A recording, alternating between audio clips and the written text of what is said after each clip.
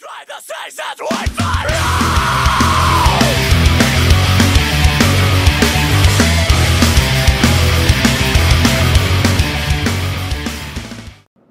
Hi, I'm Jesse Williams, founder of Apex Customs, and welcome to the second edition of our custom motocross build, the place where you can watch your next KX250 being built from the frame up. In this episode, we'll tell you how the teardown went, what we discovered about the bike along the way, both good and bad, and we'll lay the groundwork for what needs to be done, all the while keeping our overhead low without compromising quality. Well, first off was the teardown. The whole disassembly only took a few hours, but as I found time and time again, if you're going to get a stuck bolt, it's almost always the last one. And in this case, the very last bolt to come out of the frame would not budge. It was the rocker arm pivot shaft. It was located between the frame spars, so there's no way I was going to beat it out. So I tried prying, pulling, and eventually resorted to a trip to the hardware store for some improvised leverage. Even that needed some fabrication. Then I wedged it in to apply steady pressure and some heat. But this was one determined bolt, and it would not give.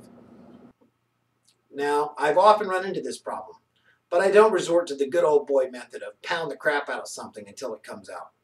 There's no way, whether you're a garage builder or have a full-blown shop, that you can expect to have every piece of equipment to overcome any possible problem you may have during a frame-off restoration. Our friend Adam at Component Machine on 16th Street here in Indianapolis had the right equipment to get the bolt out without causing any damage or unnecessary stress to the frame. Judging by the damage to the original pivot shaft, I'm guessing it took somewhere around 1,000 pounds of pressure applied through a gap of less than 2 inches to get it out. I could have beat and pushed on this thing until the cows came home, but it wasn't going anywhere. So the point is, when you run into a problem like this, it's time to swallow the pride and take it to someone who has the right equipment before your frustration causes any further damage or cost to your build. So, after getting the frame bare, it was time to move on to inspecting the various chassis, suspension, and other components. I was glad to find that the cables, electrical, and brake systems were in great shape and could be reused. Also, the sprockets did not show any unusual wear or cracks. The forks and rear shocks are all in great shape and work properly and only need to be adjusted for the required settings for your specific weight, riding style, and use. Although the plastics were in good shape, I have already ordered a complete new set in black, and both sets will come with the bike. When it came to the bearings, I found the entire chassis, swing arm, and wheel bearings needed to be replaced. There are several companies out there that make dependable bearings, and we'll be using MSR bearings for our front and rear wheels. They're relatively inexpensive, and if they wear out early or they do not perform to standard, it's a pretty quick process to change them.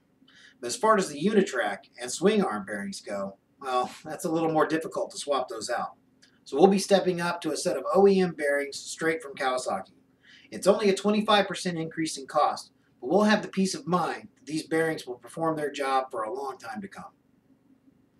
The brake disc, calipers, and lines are in good shape, and we'll simply clean and resurface them.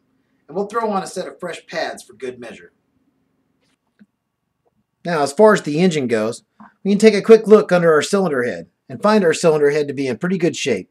But we're definitely going to do a top-end rebuild kit, replacing the piston, the rings, the bearing, and the wrist pins.